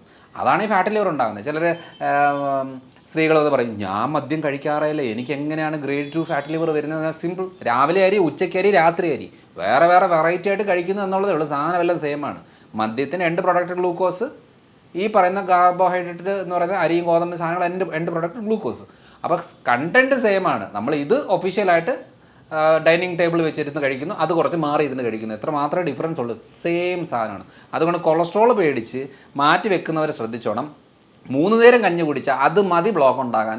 അല്ലാതെ ഈ മുട്ടയും ഇറച്ചിയും മീനും കഴിക്കുന്നതുകൊണ്ടല്ല കൊളസ്ട്രോൾ ഉണ്ടാകുന്നത്. അങ്ങനെയാണെന്നുണ്ടെങ്കിൽ ഈ പറയുന്ന കടുവയും പുലിയും സിംഹവും ഒക്കെ പണ്ടേ അറ്റാക്ക് വന്ന് മരിക്കേണ്ടതല്ലേ? കാരണം ഫുൾ ടൈം കഴിക്കുന്നത് ഈ ബീഫും ഇതൊക്കെ തന്നെയല്ലേ. അല്ലാതെ പ്രത്യേകിച്ച് അത് പഴങ്ങൾ കഴിക്കുന്നില്ല, ഇലക്കറികൾ കഴിക്കുന്നില്ല, പച്ചക്കറികളില്ല, ഒരു സാധനം കഴിക്കാതെ വെറുതെ ഇത് കഴിച്ചുകൊണ്ടിരിക്കുന്ന ഈ മൃഗങ്ങളൊക്കെ പണ്ടേ അറ്റാക്ക് വന്ന് തട്ടി പോകേണ്ടതല്ലേ? പോകുന്നില്ല. കാരണം എന്താ? കാരണം ആ ശരീരപ്രകൃതത്തിൻ്റെ മനസ്സിലാക്കേണ്ട ഒരു കാര്യം എന്ന് വെച്ചാൽ, അതുകൊണ്ട് ശ്രദ്ധിച്ചാൽ മതി. അതുകൊണ്ട് ഈ പറയുന്ന മൃഗങ്ങളൊക്കെ സ്ലിമ്മായിട്ട് സ്കെൽട്ടായിട്ടിരിക്കും. ഈ ഫുൾ ടൈം പഴങ്ങൾ കഴിക്കുന്ന ചിമ്പാഞ്ചിയെ കണ്ടിട്ടില്ലേ? ഇങ്ങനെയായിരിക്കുന്നത്. ആനയെ കണ്ടിട്ടില്ലേ? ഇങ്ങനെയായിരിക്കുന്നത്. എന്തുവാ? മുട്ടയുടെ മഞ്ഞയില്ല, ബീഫില്ല, ചിക്കനില്ല, ഒരു സാധനമില്ല. പക്ഷേ അതുകൊണ്ടാണ് വെജിറ്റേറിയൻ എന്ന് പറയുമ്പോൾ നമ്മൾ കൂടുതലും ഇഡ്ഡലിയും ദോശയും ഇടിയപ്പം അതേപോലെ ഉഴുന്നുവട പരിപ്പുവട എന്നൊക്കെ പറയുന്ന സാധനങ്ങളാണല്ലോ ശുദ്ധ വെജിറ്റേറിയൻ എന്ന് പറയുന്ന ആൾക്കാർ കഴിക്കുന്നത്. അവർക്കാണല്ലോ ഏറ്റവും കൂടുതൽ ബ്ലോക്ക് വരുന്നത്. എന്നാൽ പിന്നെ അവർക്ക് കൊളസ്ട്രോൾ വരാൻ പാടില്ല ഈ ഇത് കഴിക്കാതിരുന്നാൽ. അതുകൊണ്ട് ഭക്ഷണം എന്ന് പറയുമ്പം ഭക്ഷണത്തിലെ കൊഴുപ്പ് എന്ന് പറഞ്ഞാൽ ഒരു 20-25% മാത്രമേ ഭക്ഷണത്തിലെ കൊഴുപ്പ് കൂട്ടത്തുള്ളൂ. ബാക്കി 75% ശരീരമാണ് ഉണ്ടാക്കുന്നത്. അതിൻ്റെ റോ മെറ്റീരിയൽ എന്ന് പറയുന്നത് കാർബോഹൈഡ്രേറ്റ് ആണ്. അതിൽ തീരുമാനമാക്കിയെങ്കിൽ കൊളസ്ട്രോൾ കുറയും. ഞാൻ എപ്പോഴും പറയുന്നത്, നിങ്ങളൊരു കാര്യം ചെയ്യും, ഈ പറയുന്ന തുടങ്ങുന്നതിന് മുമ്പ് കൊളസ്ട്രോൾ ആണോ, നിങ്ങൾ മുട്ട കഴിച്ച കൊളസ്ട്രോൾ ഉണ്ടോ, ഇപ്പം നിങ്ങളൊരു ലിപ്പിഡ് പ്രൊഫൈൽ ചെക്ക് ചെയ്യും, കൊളസ്ട്രോളും കാര്യങ്ങളെല്ലാം നോക്ക്. അടുപ്പിച്ച് 2 ആഴ്ച എല്ലാ ദിവസവും ഓരോ മുട്ട കഴിക്കുക. എന്നിട്ട് ചോറ് ഈ മധുരവും ബേക്കറിയൊക്കെ ഒന്ന് കുറയ്ക്കുക. എന്നിട്ട് 2 ആഴ്ച കഴിഞ്ഞ് ഒന്നുകൂടെ കൊളസ്ട്രോൾ ചെക്ക് ചെയ്യും. നിങ്ങളുടെ കൊളസ്ട്രോൾ കുറയുന്നുണ്ടോ, ഡെയിലി ഓരോ മുട്ട കഴിക്കും. കുറയുന്നില്ലേ, നിങ്ങൾ മുട്ട കഴിക്കണ്ട. അങ്ങനെയാണ് തീരുമാനിക്കേണ്ടത്. അല്ലാതെ പൊതുവേ ബീഫിന് പ്രശ്നമാണ്, പോത്ത് പ്രശ്നമാണ്, അല്ലെങ്കിൽ ചിക്കൻ പ്രശ്നമാണ്, മുട്ട പ്രശ്നമാണ് എന്ന് പറഞ്ഞ് വെച്ചിരിക്കുക. അതൊക്കെ വറുത്ത് കോരി അതിനെ വല്ലാത്ത രീതിയിൽ ആക്കി എടുക്കുമ്പോൾ മാത്രമേ പ്രശ്നമുള്ളൂ. അല്ലാതെ ഇതൊന്നും ഒരു പ്രശ്നമല്ല. ഇതൊക്കെ നമുക്ക് നിസ്സാരമായിട്ട് നമ്മുടെ ഈ വിശ്വാസവും ശരീരവും തമ്മിൽ യാതൊരു ബന്ധവുമില്ല. വിശ്വാസം എന്തും ആയിക്കോട്ടെ, എനിക്കത് ഈ മതഗ്രന്ഥത്തിൽ ഇത് കഴിക്കാൻ പാടില്ല, ഓക്കെ കഴിക്കണ്ട. പക്ഷേ ശരീരത്തിന് പാടുണ്ടോ ഇല്ലയോ എന്നുള്ളത് നോക്കേണ്ട ആവശ്യമില്ല. കാരണം എന്ന് വെച്ചാൽ ശരീരത്തിന് ആവശ്യം പാമ്പിനെ കഴിച്ചാലും ശരീരം നോക്കുന്നത് പ്രോട്ടീനും ഫാറ്റും ഒക്കെ ആയിട്ടാണ്. അല്ലാതെ നമുക്കത് ഇഷ്ടമുണ്ടോ ഇഷ്ടമില്ല എന്നുള്ളത് രണ്ടാമത്തെ കാര്യം. ശരീരത്തിൻ്റെ എല്ലാം സെയിമാണ്. ഇതാണ് മെയിനായിട്ടും ഫുഡിൽ നമ്മൾ ശ്രദ്ധിക്കേണ്ടത്. അപ്പോൾ പൊതുവിൽ സാറെടുത്ത് കൂടുതലായിട്ട് വരുന്നൊരു കേസുകൾ എന്ത് ടൈപ്പ് ഓഫ് കേസ് ആയിരിക്കും? നമ്മളിപ്പോൾ പല കേസുകൾ ഇങ്ങനെ ഡിസ്കസ് ചെയ്ത് ഇങ്ങനെ വന്നു. അപ്പോൾ ഏറ്റവും കൂടുതലായിട്ട് കണ്ടുവരുന്നത് എന്താണ്? ചിലപ്പം വരുന്ന പേഷ്യൻ്റ് തന്നെ ഇന്ന കേസിലേക്ക് മാറുന്നുണ്ടാവും. വരുന്ന ഒരു അസുഖത്തിനായിരിക്കും, അത് നോക്കുന്നേരം റൂട്ട് കോസ് കണ്ടെത്തുമ്പോൾ വേറെ എത്തും. ഞാൻ ലൈഫ് സ്റ്റൈൽ ഡിസീസിൽ പ്രമേഹമാണല്ലോ വളരെ കോമൺ ആയിട്ട് വരുന്നത്. പക്ഷേ എൻ്റെ മേഖലയായിട്ട് ഞാൻ കരുതുന്നത് തൈറോയ്ഡാണ്. കാരണം വേറൊന്നുമല്ല, എനിക്ക് തൈറോയ്ഡ് ചികിത്സിക്കാൻ ഇഷ്ടമുണ്ടായിട്ടല്ല തൈറോയ്ഡ് എന്ന് പറയുന്നത്. പക്ഷേ പ്രമേഹമുള്ള ആളുകൾക്കും BP ഉള്ളവർക്കും സ്കിന്നിൻ്റെ പ്രശ്നമുള്ളവർക്കും ടെൻഷൻ ഉള്ളവർക്കും നെഞ്ചിടിപ്പുള്ളവർക്കും അതേപോലെ മുടി കൊഴിച്ചിലുള്ളവർ, താരന്, ദഹന പ്രശ്നങ്ങൾ, കോൺസ്റ്റിപ്പേഷൻ ബുദ്ധിമുട്ടുകൾ, ടയർഡ്നെസ്, ടെൻഷന്, ഇതെല്ലാത്തിൻ്റെയും നമ്മൾ റൂട്ട് കോസ് ചെക്ക് ചെയ്ത് വരുമ്പോഴത്തേനും തൈറോയ്ഡിലാണ് വന്ന് നിൽക്കുന്നത്. കാരണം വേറൊന്നുമല്ല, ഈ പറയുന്ന പ്രശ്നങ്ങൾക്ക് അവർ കാലങ്ങളായിട്ട് മരുന്നെടുക്കുന്നവരാ. ഇപ്പോൾ എൻ്റെ അടുത്ത് ആരെങ്കിലും വരുന്ന ആൾക്കാരോട് എന്നോട് പറയാണ്, ഡോക്ടറെ എനിക്ക് തുമ്മലാണ്, 10 കൊല്ലമായിട്ട് തുമ്മലാണ്, മരുന്നെടുക്കുമ്പം കുറയും പിന്നെയും വരും. അപ്പോൾ എൻ്റെ മനസ്സിൽ സഡൻ കണക്റ്റായി പോകുന്നത് തൈറോയ്ഡാണ്. കാരണം എന്ന് വെച്ചാൽ ഇത് പറയാൻ കാരണം, ഇത് മെഡിക്കൽ ടെക്സ്റ്റിൽ അങ്ങനെ ഒരു എക്സ്പ്ലനേഷൻ ഇല്ല. മെഡിക്കൽ ടെക്സ്റ്റിൽ നമ്മളൊരു തുമ്മൽ എന്ന് പറയുമ്പോൾ ഒരു അലർജിക്ക് റിലേറ്റഡ് ആയിട്ടാണ് നമ്മൾ ഫോക്കസ് ചെയ്യുന്നത്. അതേപോലെ സ്കിന്നിലൊരു ചൊറിച്ചിൽ, കുരുക്കൾ, പാടുകൾ എന്നൊക്കെ വരുമ്പോൾ മെഡിക്കൽ ടെക്സ്റ്റിൽ ഫോക്കസ് ചെയ്യുന്നത് സ്കിൻ റിലേറ്റഡ് ആയിട്ടുള്ള കണ്ടീഷനാണ്. അതേപോലെ യൂട്രസിലെ മുഴ, ബ്ലീഡിങ് റിലേറ്റഡ് പ്രശ്നം ഉണ്ടെന്നുണ്ടെങ്കിൽ ഗൈനക്ക് റിലേറ്റഡ് ആയിട്ടാണ് മെഡിക്കൽ ടെക്സ്റ്റിൽ പറയുന്നത്. പക്ഷേ തൈറോയ്ഡ് ഉള്ളവർക്കാണ് ഏറ്റവും കൂടുതൽ ഈ ബ്ലീഡിങ് റിലേറ്റഡ് പ്രശ്നം വരുന്നത്. നമ്മളിവിടെ DNC ചെയ്തും യൂട്രൈൻ വാഷും ചെയ്തും സർജറിയും ചെയ്തും ഹിസ്റ്ററക്ടമിയും ചെയ്തും നടന്നാലും ആ പ്രശ്നങ്ങൾ മാറാത്തതിൻ്റെ മെയിൻ കാര്യം എന്ന് പറയുന്നത് റൂട്ട് കോസ് വേറെ കിടക്കുന്നതുകൊണ്ടാണ്. അപ്പോൾ ഇത് പറയാനായിട്ടൊരു കാരണം കൂടെ ഉണ്ട്. തൈറോയ്ഡിൻ്റെ ഒരു പ്രത്യേകത എന്ന് വെച്ചാൽ, ഇത് എന്തുകൊണ്ടാണ്, എന്നോട് പലരും ചോദിച്ചിട്ടുണ്ട്, അതെന്തുകൊണ്ടാണ് മറ്റു ആളുകൾ ഇതിൽ ഇങ്ങനെ പറയാത്തത്? ഡോക്ടർ മാത്രം എന്തിനാണ് ഈ തൈറോയ്ഡിലേക്ക് എല്ലാ കാര്യവും തൈറോയ്ഡിലേക്ക് പോകുന്നത്? ടെൻഷൻ എന്ന് പറഞ്ഞ ഉടനെ തൈറോയ്ഡ് പറയുന്നു, സ്കിന്നിൻ്റെ പ്രശ്നം എന്ന് പറഞ്ഞാൽ തൈറോയ്ഡ് പറഞ്ഞു. എന്തുകൊണ്ടാണ് മറ്റു ഡോക്ടേഴ്സോ അല്ലെ മറ്റു ആളുകളോ ഇത് പറയാത്തത് എന്ന് ചോദിക്കുന്നതിൻ്റെ മെയിൻ കാര്യം കൂടെ ഞാൻ പറയാം. ഞാൻ സ്ഥിരം കേൾക്കുന്നൊരു ചോദ്യം ആയതുകൊണ്ട് പറയുകയാണ്. അതായത് ഇത് എൻ്റെ ഒരു എക്സ്പീരിയൻസ് ആണ്, അല്ലാതെ ഞാനിങ്ങനെ ഒരു ബുക്കിൽ പഠിച്ചു, കോളേജിൽ പോയി പഠിച്ചു എന്നുള്ളതല്ല. കാരണം ആ ടെക്സ്റ്റ് ബുക്കുകളിൽ അങ്ങനെ ഇല്ല, മെഡിക്കൽ ടെക്സ്റ്റിൽ അങ്ങനെ ഇല്ല. കാരണം 5.5 കൊല്ലം പഠിച്ചിട്ട് ഞാൻ ഇതുവരെ കേട്ടിട്ടില്ല തൈറോയ്ഡുകാർക്ക് ഗ്ലൂട്ടൻ പാടില്ല എന്നുള്ളത്. കാരണം ആ ടെക്സ്റ്റ് ബുക്കിൽ അങ്ങനെ ഒരു സംഭവമേ ഇല്ല. അതേപോലെ പാല് പാടില്ല എന്നുള്ളത് ഇതിനകത്തില്ല. അപ്പോൾ ഏറ്റവും കൂടുതൽ ഞാൻ ഫോക്കസ് ചെയ്യുന്നത് റിസർച്ച് ഏരിയ ആയതുകൊണ്ട് റിസർച്ചിൽ വന്ന കാര്യങ്ങൾ ചിലപ്പം 5, 8, 10, 20 കൊല്ലത്തിന് ശേഷം ചിലപ്പോൾ ടെക്സ്റ്റ് ബുക്കിലേക്ക് വരും. അന്നേരം ചിലപ്പോൾ എല്ലാവരും പറയുമായിരിക്കും. അപ്പോൾ ഏറ്റവും കൂടുതൽ ശ്രദ്ധിച്ചാൽ മതി മുടി കൊഴിച്ചിൽ കണ്ടീഷൻ. നമ്മൾ എണ്ണകളും തൂത്ത് ഷാമ്പൂ മാറ്റിയെടുത്ത് മരുന്നുകൾ അപ്ലൈ ചെയ്ത് പല മൾട്ടിവിറ്റാമിൻ മരുന്നുകൾ എടുത്ത് ഫുള്ള് ചെയ്തെങ്കിലും മുടി കൊഴിച്ചിൽ മാറുന്നില്ല. കാരണം എന്താ? സിമ്പിൾ കാര്യമാണ്. അപ്പോൾ അതേപോലെ തന്നെ ഈ തൈറോയ്ഡിലേക്ക് കണക്ട് ചെയ്യണം ഞാൻ എല്ലാ കാര്യങ്ങളും. സ്കിന്ന് എപ്പോൾ നോക്കിയാലും സ്കിന്നിൽ ഫംഗൽ ഇൻഫെക്ഷൻസ്, ചൊറിച്ചിൽ, പാടുകൾ, മുഖത്ത് ഇങ്ങനെ പാടുകൾ വന്നുകൊണ്ടിരിക്കുകയാണ്. അപ്പം നമ്മൾ സ്കിന്നിൻ്റെ പ്രശ്നമാണെന്ന് പറഞ്ഞ് സ്കിന്നിൻ്റെ ഡോക്ടറെ കാണുമ്പോൾ എന്താ ചെയ്യുന്നത്? ഓയിൻമെൻറ്റുകളോ ലോഷനോ സൺസ്ക്രീനോ അല്ലെന്നുണ്ടെങ്കിൽ ഈ പറഞ്ഞ ഫംഗൽ ക്രീമുകളോ അല്ലെങ്കിൽ കുറച്ച് ആൻറ്റി ഫംഗൽ ആൻറ്റി ബാക്ടീരിയൽ ആയിട്ടുള്ള മരുന്നുകളോ ഇതിലാണ് പൊയ്ക്കൊണ്ടിരിക്കുന്നത്. കാരണം എന്താ? തൈറോയ്ഡ്, ഇൻറ്റസ്റ്റൈന്, ലിവർ, ഈ 3 ഓർഗൻ എന്തെങ്കിലും പ്രശ്നം ഉണ്ടെങ്കിൽ 99% സ്കിന്നിലാണ് അതിൻ്റെ പ്രശ്നം കാണിക്കുന്നത്. പക്ഷെ നമ്മൾ സ്കിന്നാണ് ക്ലിയർ ആക്കി മേക്കപ്പ് ചെയ്ത് നടന്നുകൊണ്ടിരിക്കുന്നത്. ഇവിടെയാണ് ആക്ച്വൽ പ്രശ്നം കിടക്കുന്നത്. അപ്പോൾ സ്കിന്നിൻ്റെ പ്രശ്നം എന്ന് വന്നാലും ഞാൻ കണക്ട് ചെയ്ത് നോക്കുന്നത് തൈറോയ്ഡ് ഉണ്ടോ എന്നുള്ളതാണ്. കുട്ടികളുണ്ടാവുന്നില്ല, കൺസീവ് ആവുന്നു, എബോഷനായി പോകുന്നു, തൈറോയ്ഡാണ്, കണ്ണടച്ച് പറയും തൈറോയ്ഡാണ്. പക്ഷേ നമ്മളെന്ത് ചെയ്യും? IVF എടുത്ത് 2 പ്രാവശ്യം 3 പ്രാവശ്യം 5 പ്രാവശ്യമൊക്കെ എടുത്ത് വെറുതെ അബോഷനായി പോകുന്ന കണ്ടീഷൻ ആവശ്യം പോലുണ്ട്. എന്നാലും നോർമൽ തൈറോയ്ഡ് മാത്രം ചെക്ക് ചെയ്തിട്ട് പറയും നമുക്ക് തൈറോയ്ഡ് ഇല്ല എന്നുള്ളത്. പക്ഷേ തൈറോയ്ഡിൽ എന്ന് പറയുന്നത് എത്ര 10ലധികം രോഗാവസ്ഥകൾ തൈറോയ്ഡിലുണ്ട്. പക്ഷേ ആകെ ചെക്ക് ചെയ്യുന്നത് ഹൈപ്പോ ആണോ ഹൈപ്പർ ആണോ എന്ന് വെച്ചാൽ ബ്ലഡ് ടെസ്റ്റ് ചെയ്യുന്നത് മരുന്ന് ഈ ഹൈപ്പർ കണ്ടീഷന് മാത്രമേ മരുന്നുള്ളൂ. ഹൈപ്പറിന് മരുന്ന് എടുത്തിട്ടും കാര്യമില്ല, കാരണം ഒന്ന് പിടിച്ച് നിൽക്കാനല്ലാതെ വേറൊരു ഉപയോഗമില്ല. ഹൈപ്പോയ്ക്ക് നമ്മൾ ഈ തൈറോയ്ഡ് അത് ഇതൊക്കെ ആയിട്ട് നമ്മൾ എടുക്കുന്നത്. അപ്പോൾ ഈ ഒരു കാര്യത്തെ അതുകൊണ്ടാണ് പലരും പറയുന്നത് എൻ്റെ TSH നോർമലാണ്, അതുകൊണ്ട് എനിക്ക് തൈറോയ്ഡ് ഇല്ല. അതിൻ്റെ അർത്ഥം തൈറോയ്ഡ് ഇല്ല എന്നല്ല, നിങ്ങളുടെ തൈറോയ്ഡ് പ്രശ്നങ്ങളിലെ ഹൈപ്പോ തൈറോയിഡിസം എന്ന് പറയുന്നൊരു കണ്ടീഷൻ ഇല്ല എന്ന് മാത്രമേ ഉള്ളൂ. അപ്പോൾ ആർക്കെങ്കിലും റിപ്പീറ്റഡ് ആയിട്ടുള്ള അബോർഷൻസ് നടക്കുന്നു, കുട്ടികൾ ഉണ്ടാവാത്ത കണ്ടീഷൻ വരുന്നു, ആദ്യത്തെ കുട്ടികളുണ്ടായിട്ട് പിന്നെ ഉണ്ടാകാതെ കുറേ ഗ്യാപ്പ് വരുന്നു, അല്ലെങ്കിൽ സ്കിൻ ഇൻഫെക്ഷൻ വരുന്നു, താരൻ മുടികൊഴിച്ചിൽ കൂടുന്നു, വെറുതെ ഇരുന്നാലും ടെൻഷൻ അടിക്കുന്ന സ്വഭാവത്തിലേക്ക് വരുന്നു, ശരീരമാണെങ്കിൽ എന്തെങ്കിലും ചെയ്താലും ശരീരം നീര് നിറയുന്നു, എവിടെ പിടിച്ചാലും വേദനകൾ ഉണ്ടാകുന്നു, ജോയിൻസിന് വേദന, മസിൽസിന് വേദന, കുറച്ച് കാര്യങ്ങൾ എന്തെങ്കിലും ചെയ്തു കഴിഞ്ഞാൽ ശരീരം മടുക്കുകയാണ്, മടിയാണ്, ഒരു കാര്യത്തിലേക്ക് പോകാനോ ചെയ്യാനോ തോന്നാത്തൊരവസ്ഥ വരികയാണ്. ഇങ്ങനെയൊക്കെ വരുമ്പോൾ നമ്മൾ ആദ്യം ആലോചിക്കുന്നത് എന്താണെന്ന് വെച്ചാൽ തൈറോയ്ഡ് ഗ്ലാൻഡ് പ്രവർത്തിക്കുന്നില്ല പ്രോപ്പറായിട്ട്. ചിലപ്പോൾ ബ്ലഡ് ടെസ്റ്റ് ചെയ്ത TSH നോർമൽ ആയിരിക്കും, അപ്പോൾ നമ്മൾ പറയും കുഴപ്പമൊന്നുമില്ല, തൈറോയിഡിന് കുഴപ്പമില്ല. പക്ഷെ നമ്മൾ സ്കാൻ ചെയ്ത് ആരും നോക്കുന്നില്ലല്ലോ. ഇപ്പോൾ ഞാനിപ്പോൾ ഒരു 3-4 കൊല്ലമായിട്ട് ഇപ്പോൾ ഒരു ദിവസം നമുക്കൊരു 200-250 പേഷ്യൻസ് ഒരു ദിവസം വരുമ്പോൾ, അതേപോലെ 200 പേഷ്യൻസ് എടുക്കാം, നമുക്കൊരു എവറേജ് 10 ദിവസം ആകുമ്പോഴത്തേന് ഒരു 2000 പേര്, 30 ദിവസം ആകുമ്പോഴത്തേന് 6000 പേര്, 10 മാസം ആകുമ്പോഴത്തേന് 60000 പേര്, ഒരു കൊല്ലം ഒരു 75000 പേര് മിനിമം നമ്മൾ കൺസൾട്ട് ചെയ്യുന്നുണ്ട്. നമുക്ക് 25,000 മാറ്റിക്കോ, ഒരു 50,000 പിടിച്ചോ. ഒരു 4 കൊല്ലമായിട്ട് 2 ലക്ഷം പേരെയാണ് ഈ 4 കൊല്ലത്തിൽ നമ്മൾ കൺസൾട്ട് ചെയ്തിട്ടുള്ളത്. ഈ പറയുന്ന ആളുകളിലെല്ലാം ഞാൻ അപ്ലൈ ചെയ്ത് നോക്കുന്നത് എന്താണെന്ന് വെച്ചാൽ റിസർച്ചിൽ എന്ത് പറഞ്ഞു, ഇവർക്ക് ഗോതമ്പ് നിർത്തും, TSH നോർമലായിരിക്കും, പ്രശ്നങ്ങളെല്ലാം കിടക്കും, ഗോതമ്പ് സ്റ്റോപ്പ് ചെയ്യുമ്പോഴത്തേന് ഇവരുടെ നീർക്കെട്ടും വേദനയൊക്കെ കുറയും. എന്ന് വെച്ചാൽ വെയിറ്റ് കൂടിക്കൊണ്ടിരിക്കുന്നവരുടെ വെയിറ്റ് കുറയും. ഇത് മെഡിക്കൽ ടെസ്റ്റ് ഇല്ലാത്തത് കൊണ്ട് എന്ത് പറയും, ബാക്കി എല്ലാവരും മരുന്നെടുത്തോ, ബാക്കിയെല്ലാം ഓക്കെയാണ്, കാരണം TSH നോർമലാണല്ലോ.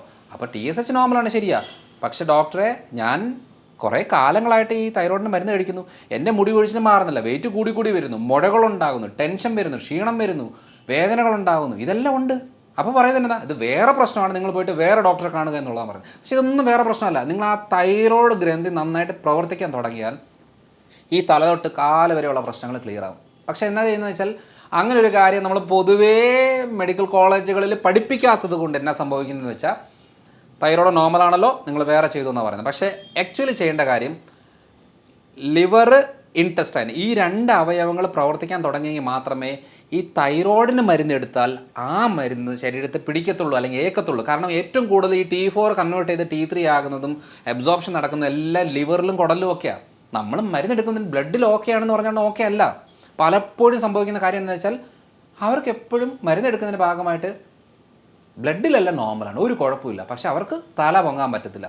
അവസാനം നമ്മൾ അടുപ്പിച്ച് പോയി കഴിയുമ്പോൾ ഡോക്ടർ എന്ത് പറയും, നിങ്ങൾ പോയി സൈക്കാട്രിസ്റ്റിനെ കാണണം, കാരണം ഇത് ടെൻഷനാണ്, നിങ്ങളുടെ തോന്നലാണ്, ഇതൊക്കെ എല്ലാവർക്കും ഉള്ളൊരു കാര്യമാണ് എന്ന് പറയുമ്പോൾ നമുക്കതിനൊന്ന് ശരിക്കും എനിക്ക് വല്ല മാനസികമാണോ, കാരണം എൻ്റെ ടെസ്റ്റ് ചെയ്തിട്ട് ബ്ലഡ് എല്ലാം ഓക്കെയാണ്, ഒരു കുഴപ്പമില്ല, സ്കാൻ ചെയ്തിട്ടും കുഴപ്പമില്ല, പിന്നെ എന്താ എൻ്റെ പ്രശ്നം എന്ന് ആലോചിക്കുമ്പം അപ്പം ശരിയാണ് ഡോക്ടർ പറഞ്ഞത് തന്നെ ആയിരിക്കും.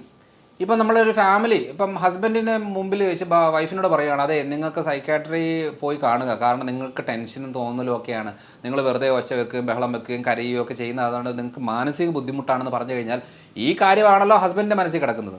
പിന്നെ വീട്ടിൽ ചെന്ന് കഴിഞ്ഞാൽ ഈ ഹസ്ബൻഡ് എന്ത് ചെയ്യുന്നു വെച്ചാൽ എല്ലാവരുടെ മുമ്പിൽ ഈ ഒരു വ്യക്തിയെ മാനസിക രോഗിയായിട്ട് ചിത്രീകരിക്കുകയാണ്.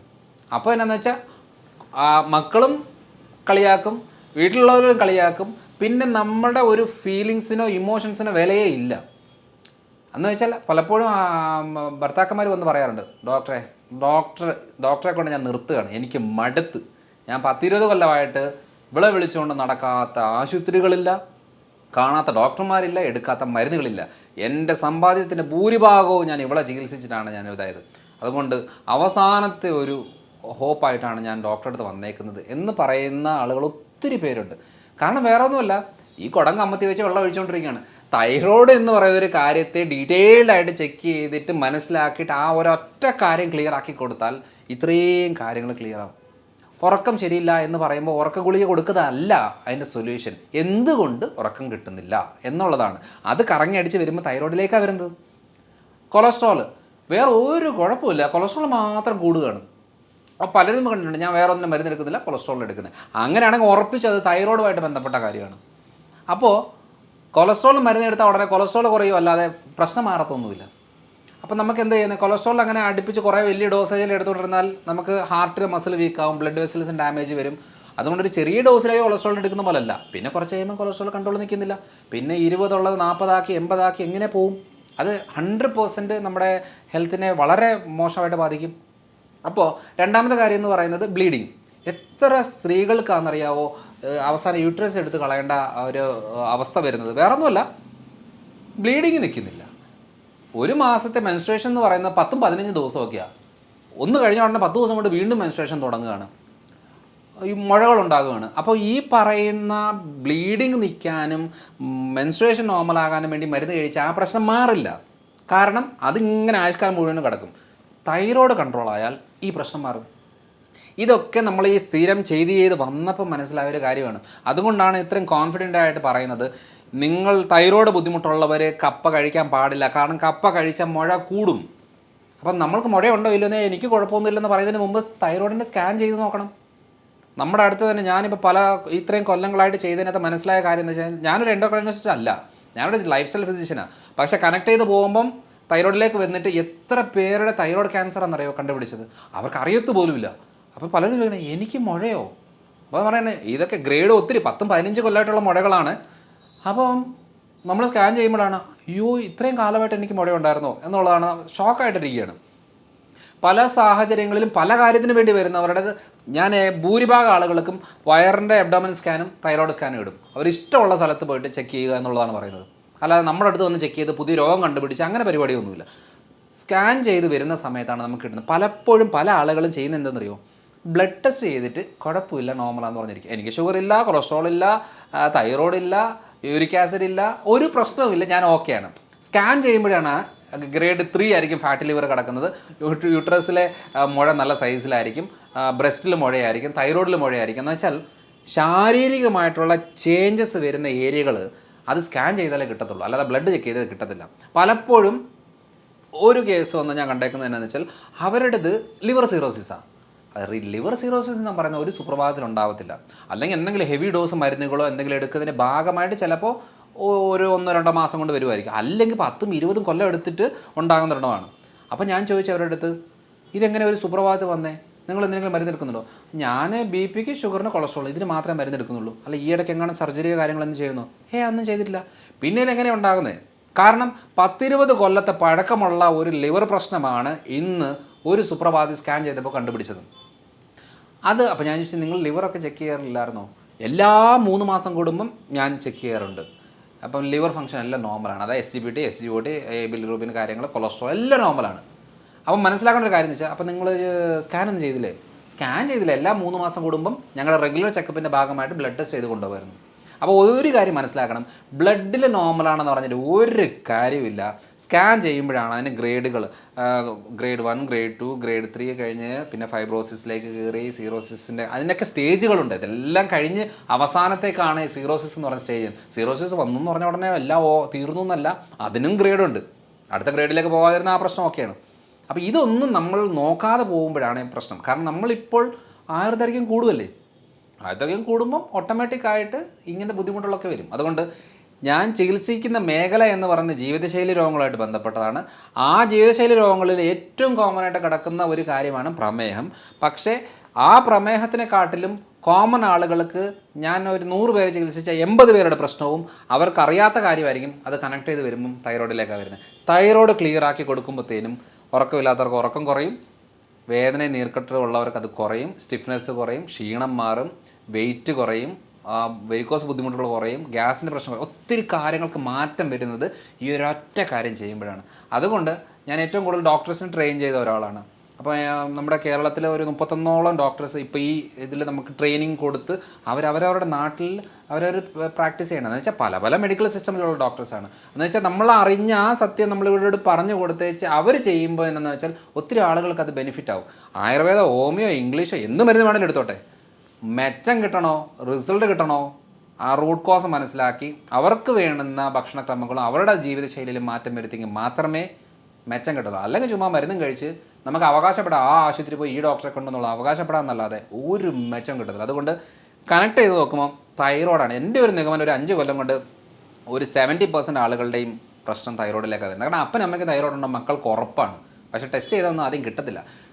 അപ്പനും അമ്മയ്ക്കും തൈറോയ്ഡ് ഉണ്ടെങ്കിൽ മക്കൾക്ക് അവർ വണ്ണം കുറഞ്ഞിരിക്കും, അല്ലെങ്കിൽ വണ്ണം വെച്ചിരിക്കും, അല്ലെങ്കിൽ മുടി നന്നായിട്ട് കൊഴിയും, അല്ലെങ്കിൽ സ്കിന്നിന് പ്രശ്നം വരും, അല്ലെങ്കിൽ ടെൻഷൻ ലെവൽ കൂടും, അല്ലെങ്കിൽ പീരിയഡ്സിൻ്റെ ബുദ്ധിമുട്ട് വരും, ദഹന ബുദ്ധിമുട്ട് വരും.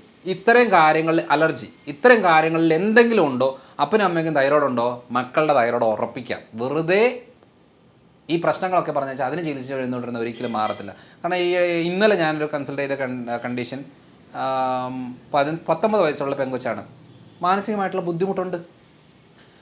അതായത് ചെറിയ പ്രായം തൊട്ടേ ഈ തൈറോയിഡിൻ്റെ ഡാമേജ് വന്നിട്ട് അതിൻ്റെ ഭാഗമായിട്ട് ബുദ്ധി വളർച്ച മുരടിക്കുകയും അതിൻ്റെ ഭാഗമായിട്ടുള്ള ബുദ്ധിമുട്ട് എല്ലാം അനുഭവിക്കുന്നുണ്ട്. പക്ഷേ സ്ഥിരമായിട്ട് സൈക്യാട്രി മെഡിസിനുകൾ ഇങ്ങനെ എടുത്ത് പൊയ്ക്കൊണ്ടിരിക്കുകയാണ്, അല്ലാതെ ഇതുവരെ തൈറോയ്ഡ് ചെക്ക് ചെയ്തിട്ടില്ല. അപ്പോൾ നമ്മൾ ആലോചിക്കേണ്ട കാര്യം എന്ന് വെച്ചാൽ ആരെങ്കിലും സ്വഭാവപരമായിട്ടുള്ള മാറ്റങ്ങൾ കാണിക്കുന്നുണ്ടോ എന്ന് വെച്ചാൽ ആരിശം, ഇറിറ്റേഷന്, വെറുതെ കരയുക, വെറുതെ ഒച്ച വെക്കുക, കുറച്ച് നേരം ബഹളം വെച്ചേച്ച് കുറച്ച് കഴിയുമ്പോഴത്തേനും ഞാൻ എന്തിനാ എങ്ങനെ ചെയ്തെന്നുള്ളത് പശ്ചാത്തപിക്കുക.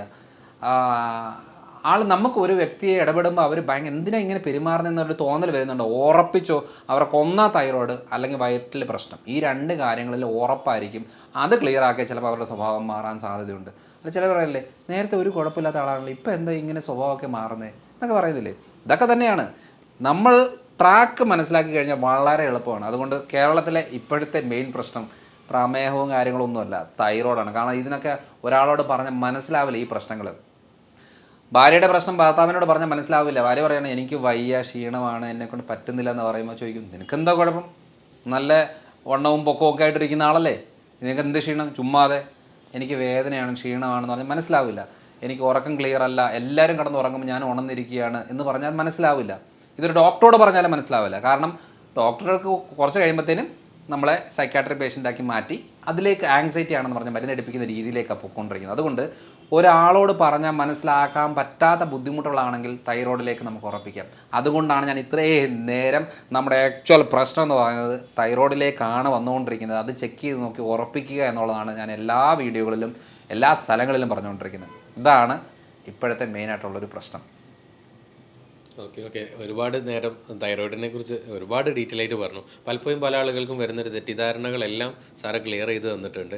നമുക്ക് എന്തായാലും മറ്റൊരു ടോപ്പിക്കുമായിട്ട് നമുക്ക് മറ്റൊരു വീഡിയോയിൽ വീണ്ടും കാണാം. Thank you. Okay, thank you.